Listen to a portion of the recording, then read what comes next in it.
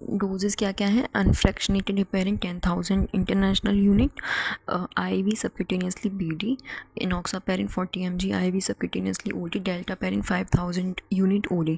अब कॉन्ट्राइंडिकेशंस क्या हैं लो मॉलिक्यूलर वेट हेपेरिन के, अगर कोई भी ब्लीडिंग डिसऑर्डर है, हीमोफीलिया या फिर वॉन विलेवन डिजीज़ है, एंटीनेटल या पोस्टमार्टम ब्लीडिंग है, प्लेसेंटा प्रीविया है, अगर उसको थ्रोम्बोसाइटोपेनिया है, अगर उसको स्ट्रोक आया है प्रीवियस 4 वीक में, सीवियर रीनल डिजीज़ है या फिर सीवियर लिवर डिजीज़ है, prothrombin time above the normal, renal disease GFR less than 30 ml, या फिर अनकंट्रोल्ड हाइपरटेंशन है, BP मोर देन 200-120 से है।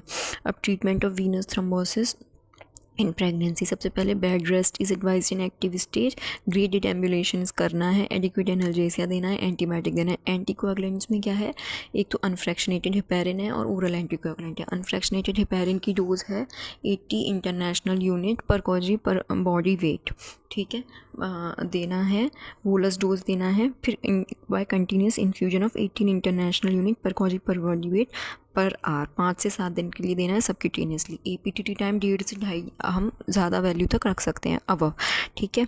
High doses of subcutaneous heparin at 12 वाले interval can be given. Monitoring करनी है APTT की प्लेटलेट काउंट, क्योंकि हेपेरिन इंड्यूस थ्रोम्बोसाइटोपेनिया भी हो सकता है।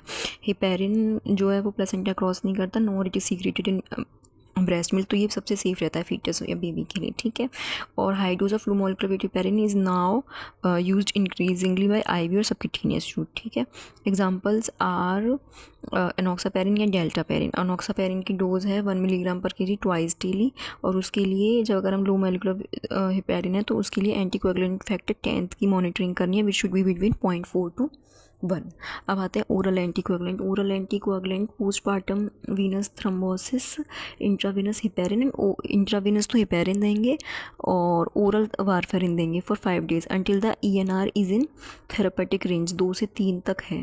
The initial dose of warfarin is usually 5 to 10 mg per day for first 2 days, फिर मेंटेनेंस डोज है 5 to 9 mg depending upon the ENR, ठीक है।